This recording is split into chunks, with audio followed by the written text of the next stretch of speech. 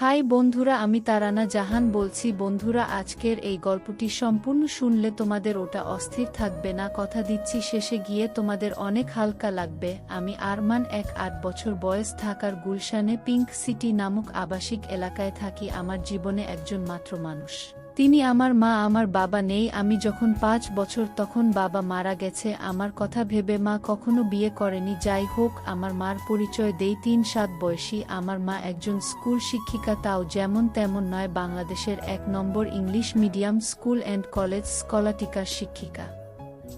আমার মা প্রচণ্ড স্মার্ট একজন নারী, সব কাজে সে পারদর্শী। আমিও ওই কলেজেই পড়ি। মা একই সাথে বাসার এবং কলেজের সকল দায়িত্ব সামলাচ্ছে সফলতার সাথে। পৃথিবীতে আমার কাছে আমার মার চেয়ে সুগঠিত সৌন্দর্যময় নারী আর একটাও নেই। আমি কখনো মাকে বাজে নজরে দেখিনি, কিন্তু মার যতটাই প্রকাশক সৌন্দর্য, তাতেই বলছি মার চেয়ে বেশি মার্ক কেউ পাবে না। এই বছরেও মার কাছে সব মিলিয়ে 3-6টি প্রপোজাল এসেছে বিয়ের, কিন্তু মা সবাইকে একই কথা বলে, আমার ভালোবাসা আমাদের মা ছেলের বাইরে কেউ ভাগ পাবে না। আমি মার ভালোবাসায় পাগল। আমরা কেউ কাউকে ছাড়া বাঁচতেই পারি না, এমন কোনো বিষয় নেই যা আমি মাকে বলি না। আমি ছোট থেকেই খুব শার্প। ক্লাস 2তে ভর্তি হবার পর আমরা মা ছেলে কর্তৃপক্ষ ছাড়া কেউ জানে না। কখনো আমরাও এমন আচরণ করি না যে কেউ বুঝবে। এটা মা আর আমি প্ল্যান করে করেছি। আমাদের খুব মজা লাগে মাকে এখনো দেখতে। 2-5-2-0 বছর বয়সী মনে হয়। মা সবসময় 3 পিস পরে, তবে তা হাতা কাটা বা ফুল হাতা। এক এক সময় এক এক রকম হয়, তবে খুব টাইট নয়। এতেই মাকে দেখে যে কোনো পুরুষ পাগল হতে বাধ্য। মা প্রতিদিন আমাকে নিজেই গাড়িতে করে কলেজে নিয়ে যায়। আমাদের একটা হোয়াইট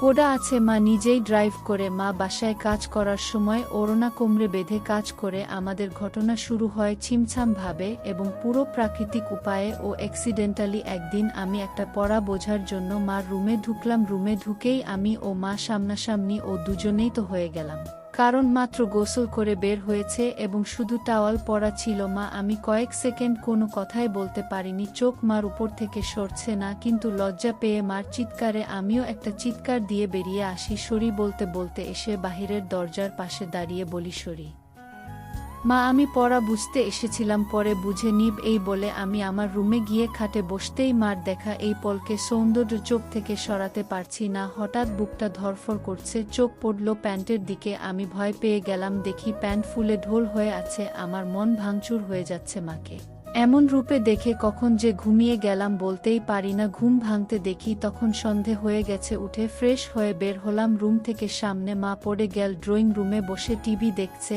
আর সালাদ কাটছে। আমায় দেখে হাতে ইশারায় পাশে বসতে বলল। আমি বসলাম। মা একটা হাতা কাটাবা রাউন্ড সালোয়ার কামিজ পরা ছিল, সুন্দর লাগছে, কিন্তু মার চেহারা দেখে মনটা ভেঙে গেল আমার। সর্বতুল্য মাকে নিয়ে কিসব বাজে চিন্তা করেছি আমি, ছিছি। হঠাৎ মার ধাক্কায় সম্বিত হলো। আম্মু কি হলো? বাবা কি ভাবছিস? চুপ করে। আমি না আম্মু, কিছু না, তোর জন্য বিরিয়ানি রান্না করেছি, আয় খাবি চল। মা একদম স্বাভাবিক হয়ে আছে, হয়তো নিজেও লজ্জা থাকছে। আমি আজ আমায় খাইয়ে দিবে আম্মু। মা আমার দিকে এক পলক অপরূপ দৃষ্টি করে চেয়ে বলল, কাছে আয়। আমি হাত বাড়ালাম, কিন্তু মা আমাকে অবাক করে দিয়ে হাত ধরে কাছে নিয়ে তার কোলে থাইয়ে বসিয়ে দিল। আমি বুঝতে পারছি না হঠাৎ এমন করল কেন, কারণ বড় হয়েছি বলে হয়তো এতদিন এমন কোলে নেয়নি, এজন্য অবাক লাগছে। আম্মু জানিস, বাবা তোকে নিয়ে আমার অনেক স্বপ্ন। আমি জানি মা, আমি বড় মানুষ হয়ে দেখাবো। আম্মু তুই বুঝছিস না, আমি চাই না তুই টাকা পয়সা কামানোর জন্য জীবন পানসে করিস। আমি মানে আম্মু মানে হলো কখনো টাকার পিছনে না ছুটে খুশি থাকতে চেষ্টা করবি, টাকা এমনি আসবে। আমি ও আচ্ছা। মা আমাকে খাইয়ে দিল। এমন মাসুম মার প্রতি রাতে কি নাকি ভেবেছি আমি, ছি ভেবেই খারাপ লাগছে। আমরা যে যার রুমে গেলাম ঘুমাতে। সারা রাত নিজেকে দোষেছি আমি। দুদিন মন খারাপ ছিল। এর মাঝে একদিন কলেজে যাওয়ার সময় মা বলল, কোন কারণে কি মন খারাপ তোর? আমি না মা আর কিছু বলল না। পরদিন আমার ক্লাস ছিল না। মা গেল। হঠাৎ ফোন করল, মা আম্মু গোসল করে তাড়াহুড়ায় আমার কাপড় মেলতে ভুলে গেছি, একটু নেড়ে দে প্লিজ। আমি আচ্ছা মা। আমি মা রুমে গেলাম, গিয়ে বালতি নিয়ে ছাদে যাই। নাড়তে গিয়ে প্রথমে ছিল কামিজ, তারপর সালোয়ার, এরপরে বাকিগুলো দেখি। দেখে আমার বুক ধরে করতে লাগে। দেখলেই বোঝা যাচ্ছে এটা নামিদা দামি ব্র্যান্ডের। হাতে তুলতে হাত কাঁপছিল। আর কি সুন্দর ঘ্রাণ ওগুলো থেকে, কি বলবো আমি। হতবিহ্বল হয়ে গেলাম, কারণ পৃথিবীতে 700 মিলিয়নে একজনের ভাগ্যক্রমে একই সাইজের হয়, আর তা আমার মার ভেবেই মাথা নষ্ট হয়ে গেল। পাগল হয়ে যাব মনে হয় এমন দশা। আমি কোনোতে ওগুলো একটা সাইডে নেড়ে দিলাম, যেন বাহিরে কার চোখে না পড়ে। দৌড়ে রুমে এসে পড়ি, ইচ্ছা করছে ছিল একটাবার হাত দিয়ে শান্তি করি, কিন্তু এর ভয়াবহতা বিশাল বলে নিজেকে সামাল দিই। এরপর ইন্টারনেটে দেখতে লাগলাম এসব। চিন্তা নিয়ে দেখি অসাধারণ বিষয়। স্বামী মারা গেলে ছেলেই মায়ের দায়িত্ব নিবে এবং সব খেয়াল রাখবে, তার শারীরিক মানসিক সব হতে পারে এটা বেঁধে লেখা। নারী অন্য কোনো দেহের সাথে জড়াতে না চাইলে বাসনা পূরণ করা সন্তানের দায়িত্ব। আমি কি করব বুঝতে পারছি না। এসব ভাবতে ভাবতে ঘুমিয়ে গেলাম। উঠলাম মারকে দেখি মা সামনে দাঁড়ানো, বসলো বিছানায় ও আমার মাথায় হাত বুলিয়ে বলল, ঘুম হলো সোনা, আয় খাবি আয়। আমি উঠে গেলাম ডাইনিং রুমে। মা চা বিস্কিট এনে বলল, চল ছাদে বসি। আমরা ছাদে বসলাম। গিয়েই মা কাপড় দেখে বলল, আমি আজ ভুলেই গেছিলাম। এই রে আমার ওই কাপড়গুলো কোথায়? আজ কি ধুইনি নাকি? আমি না মা, ওই পিছনে আছে। এমন ভাবে বলল যেন ছেলের সামনে এগুলো কোনো বিষয়ই না। মা সব কাপড় তুলে হাতে নীল। আম্মু গরমের ছুটিতে দিয়ে দিল, বলো কোথায় যাবে? ঘুরতে। আমরা তো বাসায় সময় কাটাই না, চলো এই ছুটি বাসায় নিজেদের সময় দিই। মা অপলক তাকিয়ে আছে আমার দিকে। আমি কি মা ভুল বলেছি? মা আমার গালে হাত বুলিয়ে বলল, কোনো ভুল বলিস নি সোনা, তুই অনেক বড় হয়ে গেছিস বাবা, লাভ ইউ বেবি বলেই মা আমায় জড়িয়ে ধরল। এটা অবশ্য সবসময় হয়, কিন্তু আজ ভিন্ন একটা ঘ্রাণ আসছে মার গায়ে। এটা মমতা, আর কি একটা ভিন্নতা বুঝলাম না তো। পরদিন আমি টিভি দেখছি আর মা ঝাড়ু দিচ্ছে। আমি দেখলাম মা আজ ওড়না পড়েনি, আর ঝাড়ু দেওয়ার সময় সব ঝলক দিচ্ছে। আমি জানি না কেন চেয়ে চেয়ে মাকে দেখছিলাম। হঠাৎ একবার আমিও মার দিকে তাকালাম, মাও তাকালে। চোকাচকি হলো।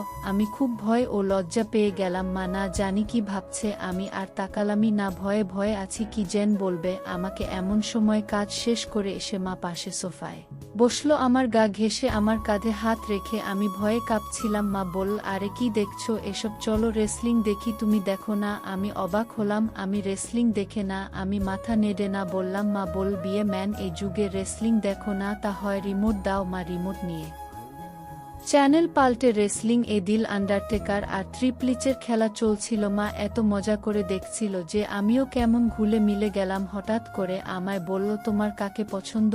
আমি তো দেখি না, কিন্তু আন্ডারটেকার। আম্মু এই তো আমার ছেলে, সে খুব জোস। আমি তো হয়ে গেলাম। মার প্রতি একটা কৌতূহল হলো মাঝে। এনিবি ও মার্গারেটের লাইভ হবে এটা বিজ্ঞাপন দিল। আমি মনে করেছি হয়তো মেয়েদের খেলা দেখবে না আমি সামনে থাকায়, কারণ মেয়ে খেলে ছোট কাপড় পরে। কিন্তু মা আমায় অবাক করে দিয়ে আরও গা ঘেঁষে বসে বলল, এবার মজা হবে বলেই জুস আর পপকর্ন নিয়ে এলো।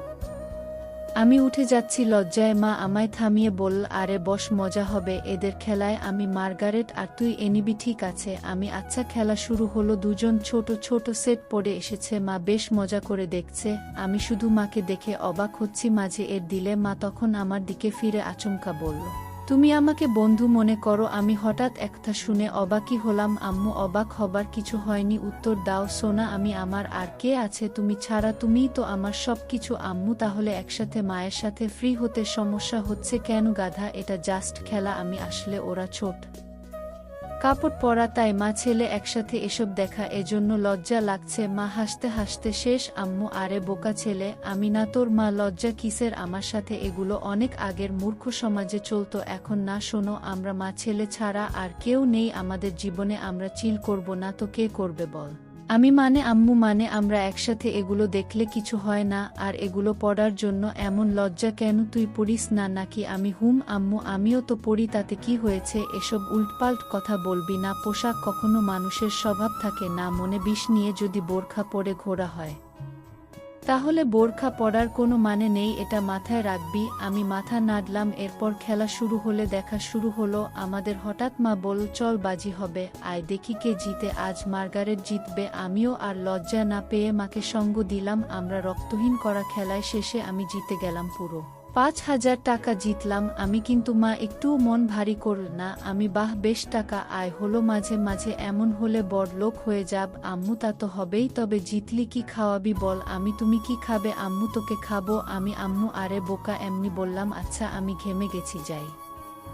গোসল করে আসি। মা গোসল করতে গেল, আমি টিভি দেখছি, হঠাৎ শব্দ মার গলার। আমি দৌড়ে যাই, মার রুমে গিয়ে আবর্ত হয়ে গেলাম। আজ সেদিনের মতো নয়, কিন্তু আজ মাকে সম্পূর্ণ ভিন্নতর দেখলাম। আমি হা করে তাকিয়ে আছি। আম্মু কিরে, কি দেখিস? অবাক হয়েছিস না? আমি মাথা নেড়ে হা বলি। কিন্তু এত টাইট যে আম্মু? ও তুই টাইটের কথা বলছিস? আমি বলছি এটা আমার অনেক আগের জামা, এই জামার বয়স তোর চেয়ে 2 বছর বেশি। আমি কি বলছো এগুলো? ওয়াও আম্মু, হ্যাঁ ওয়াও, সুন্দর নাকি খারাপ লাগছে? আমি খারাপ লাগে? তোমার ভূত একদম পরি লাগে আমার মাকে। আম্মু কিন্তু আসলেই অনেকদিন বলে টাইট হয়ে গেছে, কেমন যেন লাগছে। আমি যদি কিছু মনে না করো একটা কথা বলি? মা আম্মু, হ্যাঁ বল। আমি তোমাকে টাইট ড্রেসেই ভালো লাগে। কেন যে সবসময় আলখাল্লা পরে থাকো বুঝি না? মডার্ন যুগের এত ভাষণ আমাকে দাও, আর নিজে সেকেলে মনেই হয় না ইংলিশ মিডিয়ামে টিচার তুমি। আম্মু, হাহা আমার বদমাইশ ছেলে, আয় বুকে আয়। আমি ইদানিং তুমি চেঞ্জ হয়ে যাচ্ছ যে, খুব আদর্শ। হাহা করছো যে? মা আমায় ছেড়ে দিয়ে মুখটা মলিন করে বাথরুমে চলে গেল।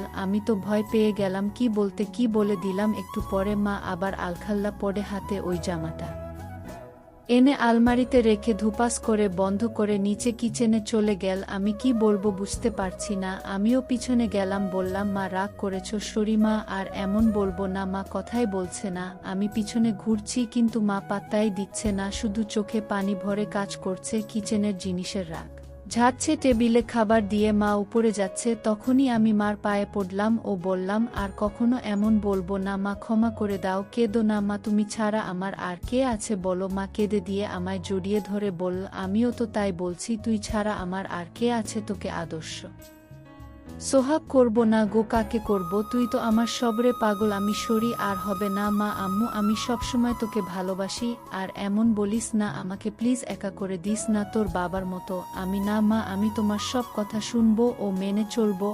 আমারও সব কথা মানতে হবে তাহলে? মা মুচকি হেসে চোখ মুছে বলল, তাহলে ওই ড্রেস পরে এসো আর আমাকে খাইয়ে দাও। মার মুখে উজ্জ্বল হাসি। মা রুমে গিয়ে মিনিটে চলে এলো ওই ড্রেস পরে। আমি বললাম, তোমায় একদম ক্লাস 10 এর মেয়ে মনে হয় মা, যে কোনো কাপড়েই বোঝাই যায় না আমার বয়স 3-7। মা মুচকি হেসে আমায় নিয়ে বসে খাও, আর তারপর আমরা যে যার রুমে গিয়ে ঘুমালাম। এভাবে মা আর আমি আর কিছু না করে ছুটি শেষ করলাম। ছুটির পরে আমাদের কলেজে একটা সাংস্কৃতিক অনুষ্ঠান হয়, সবাই নাম দেয়, আমিও নাম দিই। গানে আমরা পারফর্ম করি, অনেকেই অনেক রকম করে, মেয়েরাও পারফর্ম করে। ড্যান্সে হঠাৎ একটা ড্যান্স চালু হয়, দেখলাম কয়েকজন মাঝ বয়সী নারী ঘুমটা দিয়ে স্টেজে উঠল। এরপর গান চালু হতেই ঘুমটা খুললে আমি আকাশ থেকে পড়লাম। মা লিডিং ড্যান্সার, আর মারাত্মক লাগছে তাকে। মা একটা হলুদ শাড়ি পরেছে যা মারাঠি স্টাইলে বাঁধা ও নাভি বরাবর, এতেই সবার হিট স্পন্দন বাড়িয়ে দিল। সবাই হুররে করে অনুষ্ঠান শেষ করল। আমি আমার মা এত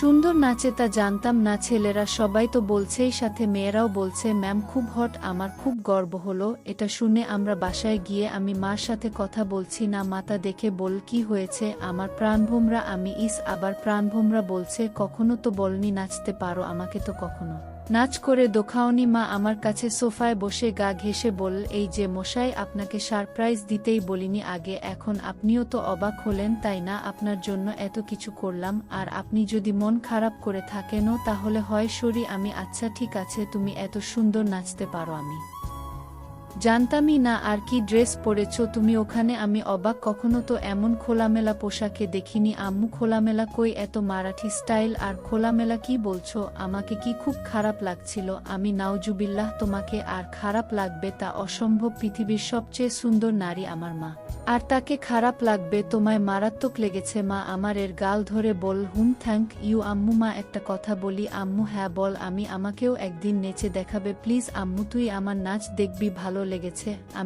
আমি ভাবতেও পারিনি এত সুন্দর নাচ তুমি আজ সবাই তোমার প্রশংসা করছিল। প্লিজ মা দেখাবে বলো না? আম্মু অবশ্যই দেখাবো সোনা, আমার পৃথিবী তুই, আর তোকে খুশি করতে সব করতে পারবো। বল কি ডান্স দেখবি? আমি যেই কস্টিউম আছে তার বিচারেই যা ইচ্ছা তোমার আম্মু। আচ্ছা তুই বস, আমি আসছি বলে মা পালালো রুমে। একটু পরে এসে আমায় পুরো চমকে দিল। মা একটা শাড়ি পরেছে যা ট্রান্সপারেন্ট মেরুন রঙের, ফলের সব উদীয়মান দেখে আমি সোফা থেকে দাঁড়িয়ে যাই। মা আমায় এমন উঠতে দেখে বলল, এখন আমি তোর টিচার নই, বোকা দাঁড়াচ্ছিস কেন? আমি কেন বলে দিলাম তোমায় আজকে সত্যি সাধারণ হট লাগছে। মা বলার পর খেয়াল হলো আমি কি বললাম, জিভ কেটে বললাম, উফ সরি মা, আমার ভুল হয়ে গেছে, আর বলবো না এমন পচা কথা মা। আর চোখে একটা চাহানি দিয়ে বলল, আমি কি হই তোর বলতো, আমি আমার মা। আম্মু তাহলে এমন কেন করছিস মা, নাকি তার সন্তানের কাছে সবচেয়ে সুন্দর হয়? তুইও তো বললি তো প্রশংসা করতে, এত দ্বিধা কিসের? আমি ওই ভাষাটা বিব্রত, তাই আম্মু চুপ করতো। কোনো বিব্রত নয়, এদেশীয় ভীত সংস্কৃতি তোর ভিতরে কিভাবে এলো বুঝলাম না। হট কোনো বাজে শব্দ নয়, যাকে যা লাগে তাই বলা উচিত, বুঝেছিস? চাইলে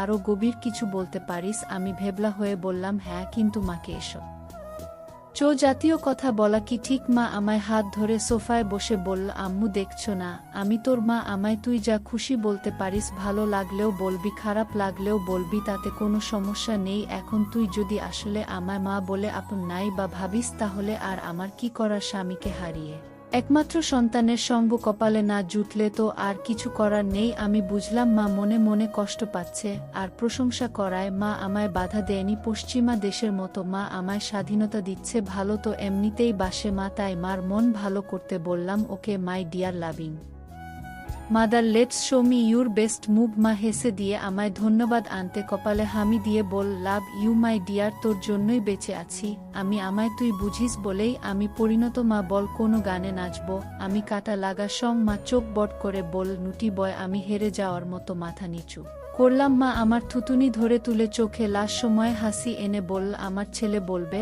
আর আমি মা হয়ে তা করব না, এটা হতে পারে? বলেই মা কাটা লাগা সং বাজিয়ে পৃথিবীর সকল সৌন্দর্য নিজের উপর এনে নাচতে লাগলো। সে কি মুখ ও স্টাইলে নাচলো, কি বলবো, মনে হচ্ছিল যেন আমার গার্লফ্রেন্ড হলেও এমন ভঙ্গিতে নাচতো না। পুরোপুরি বোল্ড লাগছে মাকে। আমি দাঁড়িয়ে হাততালি দিলাম ও মাকে গিয়ে সালাম করলাম। মা অবাক হয়ে গিয়ে বল, কি ব্যাপার, সালাম কেন? আমি, কারণ তুমি আমায় এত ভালোবাস, আমায় এত বিশ্বাস করো, তাই এমন সাজে আমি কখনো ভাবি তোমায় দেখব, তাও আবার আমার অন্যায় আবদার রেখে এই বোল্ড সং ড্যান্স করলে তোমার কি খারাপ লেগেছে? মা বল, এজন্যই তোকে এত বেশি ভালোবাসি রে পাগল, তুই খুব মাসুম আর হনেস্ট আর খুবই কিউট। শোনো, তাহলে তুই আমার একমাত্র সন্তান আর একমাত্র সঙ্গী, যাকে নিয়েই আমার জীবন মরণ সব। তোর কাছে খারাপ লাগার কিছু নেই, আমি তোকে ভালোবাসি রে পাগল। আর এমন কেমন বলিস, এটা একদম স্বাভাবিক। আমি চুপ করে রইলাম। মা কয়েক সেকেন্ড আমার দিক তাকিয়ে থেকে বলল, আচ্ছা এখন গোসল করে আসি। মা চলে গেল। আমি আর পিছন দেখার কেমন মনোবল পাচ্ছি না। তবে 1-0 মিনিট পর হঠাৎ মার ডাক এলো। আমি মার রুমে যেতেই আবারও সেই মুহূর্ত সামনা করলাম। মাকে এ রূপে দেখে বুক ধকধক করছে। আমি কিছু বলতে পারছি না, কিন্তু মা আমায় দেখে মোটেও বিচলিত নয়। একটু কড়া কণ্ঠে বল, বস বিছানায়। আমি কি করব বুঝতে পারছি না মা। এবার আরও একটু কড়া হয়ে বল, বসতে বললাম না। আমি চট করে বসলাম। মা আরেকটা তোয়ালে দিয়ে চুল মুছে তাতে বেঁধে এসে আমার পাশে বসলো। আমি নিচের দিকে মুখ করে আছি। আম্মু আমার দিক তাকা। আমি তাকালে মা বলল, আমি তোর কি? আমি, মা আম্মু আমি খেয়াল করছি সেই দিন এমন তোয়ালে পরা দেখার পর থেকে তুই পাল্টে গেছিস কেন, এমন কেন করছিস? আমি সরি মা, আমি আসলে সেদিন একটা পড়া বুঝতে এসেছিলাম, জানতাম না তুমি গোসল করে তোয়ালে পড়ে বের হয়েছিলে, তাই ঢুকে পড়ি। আর হবে না মা, ভুল হয়ে গেছে। আম্মু আর একটা কথা বললে একটা চড় মারবো তোকে, সারা জীবন এই শিক্ষা দিয়েছি আমি না তোর মা, তুই ছোট থেকে আমায় এমন দেখেছিস, এখন একটু বড় হয়েছিস বলে আর দেখিস নি, তাতে এমন করার কি হলো? আমি কিন্তু এখন তো আমি বড় হয়ে গেছি মা। আম্মু আবার কথা বলে, সন্তান আজীবন মার কাছে ছোট থাকে আর তোয়ালে পড়ে দেখায় কি দুনিয়া উল্টে গেছে। আমায় কি তোয়ালেতে দেখতে এতটাই বিশ্রী? আমি মার মুখে হাত দিয়ে বললাম, না মা, দুনিয়াবি সবচেয়ে সুন্দর তুমি, যা সব কিছুতেই। আম্মু তাহলে এত কাহিনী কেন? আমি ভেবেছি তুমি আমায় কি নাকি ভাববে, তাই ভয়ে ছিলাম। আম্মু শোনো, আমরা ছাড়া আর কে আছে যে নিজেদের স্পেসটুকু নষ্ট করব? তোয়ালে পড়ে দেখলে কিছুই হয় না পাগল, আয় বুকে আয়। এরপর মা বল, তোর খিদে লাগেনি? যা ড্রয়িং রুমে বস, আমি আসছি। আমি অপেক্ষা করছি। মা এলো, কিচেনে রান্না করছে আর গুনগুন করে গান গাইছে। আমি পিছন থেকে জড়িয়ে ধরলাম মাকে। পিছন তাকিয়ে দেখে আমি হাত সরিয়ে নেই। মা মুচকি হেসে আমার হাত ধরে গান গাইতে থাকলো। আমি আগে কখনো এত খুশি হয়নি আম্মু। আমার জীবনে এমন একটা ছেলে থাকলে খুশি হব না? বল কি খাবি? আমি স্যুপ। আম্মু আচ্ছা যা টিভি দেখ, আমি আসছি। স্যুপ নিয়ে আমি বসে টিভি দেখছি। মা স্যুপ এনে আমায় খাইয়ে দিল, ও নিজেও খেল। আম্মু আচ্ছা, আমার কিছু শপিং করতাম, তুই থাক একটু বাসায়, আমি চলে আসব। তাড়াতাড়ি মা শপিং করতে চলে এলো অনেকগুলো ব্যাগ নিয়ে সব নিয়ে সোজা রুমে রেখে এলো। আমি কি কিনলে আম্মু? এমনি কিছু জিনিস মা এড়িয়ে গেল। বুঝলাম হয়তো নিজের কাপড় কিনেছে, তা তো আর ছেলেকে দেখানো যায় না। যাই হোক, পরদিন কলেজে যাওয়ার জন্য গাড়িতে বসে আছি মার জন্য। মা গেট লাগিয়ে যখন গাড়িতে এলো তখন আমি আকাশ থেকে পড়লাম। মা একটা হলুদ ট্রান্সপারেন্ট শাড়ি পরেছে ম্যাচিং ব্লাউজের সাথে। আমি আকাশ থেকে পড়লাম মাকে এমন রূপে দেখে। মা আমার চেয়ে থাকা দেখে বল, কি হলো, এমন তাকিয়ে কেন আছিস? তুমি অনেক পাল্টে গেছো। মা মুচকি হেসে বলল, এটা কি তোর খারাপ লাগছে? আমি আরে না না, আমার কাছে উল্টো ভালো লাগছে। মা চোখ কুঁচকে বলল, ভালোটা আবার কেন? আমিও চাই তুমি নিজের জীবন সাজাও, ভালো ও খুশি থাকো। পোশাকটা না হয় তারই শুরু। মার মুখে উজ্জ্বল গর্বের হাসি। I am proud of you baby. Mitu mom, আজকে অসাধারণ লাগছে। মা আম্মু, আমি ভাবছি এখন থেকে শাড়ি পরব। আমি ভালো ডিসিশন, কিন্তু শুধু শাড়ি কেন আম্মু? এমনি না হলে আর কি পরা যায় বলতো? আমাকে জিজ্ঞেস করছো? মা কাকের মতো আশেপাশে তাকিয়ে বলল, আর কাউকে দেখছিস গাড়িতে? আমি না, মানে একজন মা তার ছেলের সন্তানের কাছে পোশাকের সিদ্ধান্ত চায়, তাই বললাম বাংলাদেশে এটা স্বাভাবিক নয় আম্মু। আমার কাছে সবকিছু তুই, তাই আমার কমেন্ট তুই করবি। বল কেমন পরব? আমি সত্যি ফ্র্যাঙ্কলি বলবো আম্মু, এবার চর খাবি? আমি সরি আম্মু, বল আমি a bit of western you know. মা আমার দিকে তাকিয়ে রইল কয়েক সেকেন্ড। মার এ রহস্যঘন তাকানো বুঝি না আম্মু ওয়েস্টার্ন। হুম বলেই মা গাড়ি চালাতে লাগলো। কিছু দূর যাবার পর একটা ঝোপের কাছে গাড়ি দাঁড় করালো। আমি বুঝতে পারছিলাম মা কেন গাড়ি দাঁড় করিয়েছে। মা গরম গরম নিঃশ্বাস ফেলছিল আর হাতটা আমার নিচের দিকে বাড়িয়ে দিতে লাগলো। আমি বুঝতে পারছিলাম মা আর নিজেকে আটকে রাখতে পারছে না। নিজের ছেলের সাথে সেই নিষিদ্ধ কাজটা করতে চাচ্ছিল।